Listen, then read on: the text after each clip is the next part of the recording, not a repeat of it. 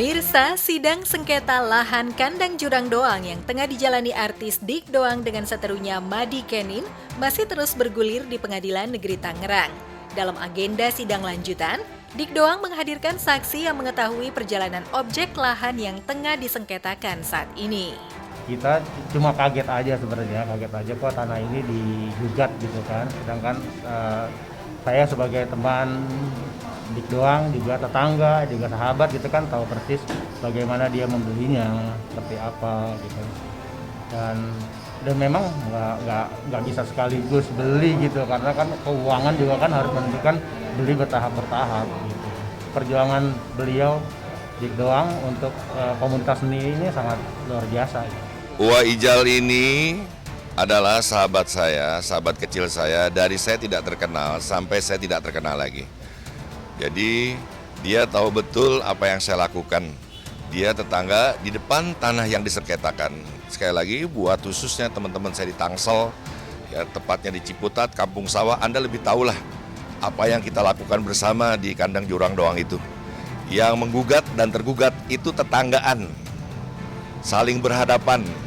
Sekarang tanah sawah itu sudah berubah menjadi tanah bintaro, tanah yang seksi. Jadi sekali lagi kalau ada orang seksi diperebutkan itu sangat alamiah sekali. Jadi sekali lagi, saya masalah hukumnya saya serahkan kepada lawyer saya. Alih-alih takut, artis pemilik nama lengkap Raden Rizky Mulyawan Kertanegara Hayang Denda Kusuma ini tak pernah absen dalam persidangan. Ia mengaku tak takut dengan ancaman gugatan senilai 5,5 miliar rupiah yang diajukan kubu Madi Kenin sebagai penggugat. Atas gugatan itu, Dik Doang justru menunjukkan isi dompetnya yang kosong. Mau saya jangan main-main lah dengan tanah. Walaupun saya beli tanah, ada mata air di situ, bukan milik saya. Tetangga saya kekeringan, saya wajib memberinya. Jadi sekali lagi, silakan Anda main di kandang Jurang Doang.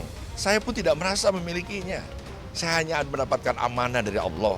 Bagaimana bisa saya mencuri tanah? Tanah itu tidak bisa dibawa kabur. Apapun kegiatan saya terkabarkan. Lalu ada pengumuman, diumuminnya pun di kampung yang sedang menggugat saya. Lalu disiarkan secara nasional, ada Piala Dunia, siaran langsung di situ. Apa yang saya sembunyikan? Saya tidak punya rasa malu, jujur aja, kecuali kalau saya nggak punya iman. Dalam kasus ini katanya saya ingin dipermalukan. Saya pikir selama pandemi ini saya harus bersyukur. Saya selama sidang selalu hadir dan selalu hadir. Ya. Kedua saksi tadi sudah menjelaskan bahwa saksi yang kita hadirkan hari ini adalah alhamdulillah saksi yang jujur. Ya, saksi di mana mengetahui bagaimana perjuangan Om Dik dari nol sampai besar sampai balik lagi ke nol hanya untuk kemaslahatan umat, hanya untuk bagaimana hidupnya bermanfaat buat orang banyak.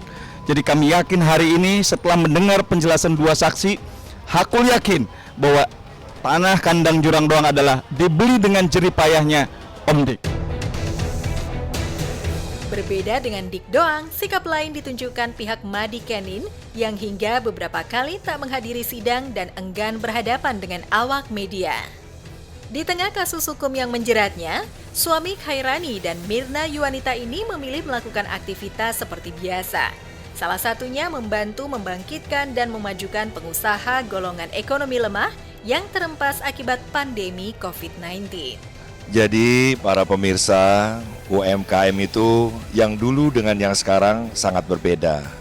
Apabila mana Anda tahu bahwa pandemi ini banyak sekali para pekerja di PHK, suami yang dipulangkan ke rumah, sehingga kalau dulu UMKM adalah pilihan untuk menjadi pedagang kecil, sekarang para perempuan, tepatnya istri, dipaksa untuk mencari nafkah. Dalam Islam tidak ada kewajiban sebenarnya.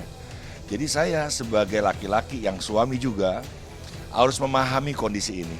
Dan saya bersama dengan Ibu Lista, waktu itu meresmikan juga dia saat pandemi ya, ingin mengundang 125 orang, jadi yang hadir hanya 10 orang. Saya berpikir 10 orang ini seperti Rasulullah, hanya punya 10 sahabat, mudah-mudahan ya, yang diucap, yang tersirat, semuanya masih kita ingat. Dan sekali lagi teman-teman semua, inilah penggerak perekonomian yang sekarang benar-benar menjadi fundamental ya. Dari rumah berangkatnya, tidak kemana-mana, kita mengenali kode-kode digital, ibu-ibu yang tadinya gaptek ya.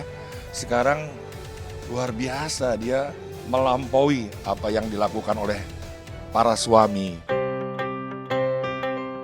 Tak hanya itu, Dik Doang juga ikut berjualan kuliner sambal balado buatan sang istri di lahan kandang jurang Doang yang disengketakan saat ini.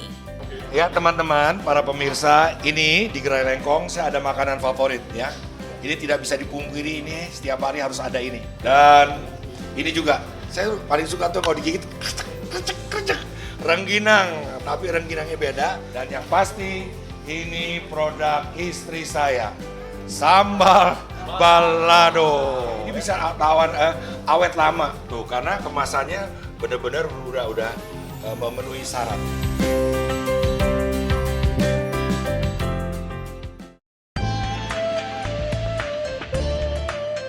Sementara itu pemirsa, 12 Februari 2021 kemarin menjadi momen Tahun Baru Cina atau sering disebut Imlek.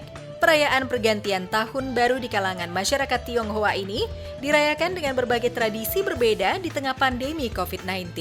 Seperti yang dilakukan Ruben Onsu, suami Sarwendah ini memilih merayakannya di rumah saja dengan kumpul dan makan bersama keluarga besar. Jadi hari ini dan ada matahari enak, mudah-mudahan masih bisa anak-anak masih bisa melihat bareng saya lah gitu.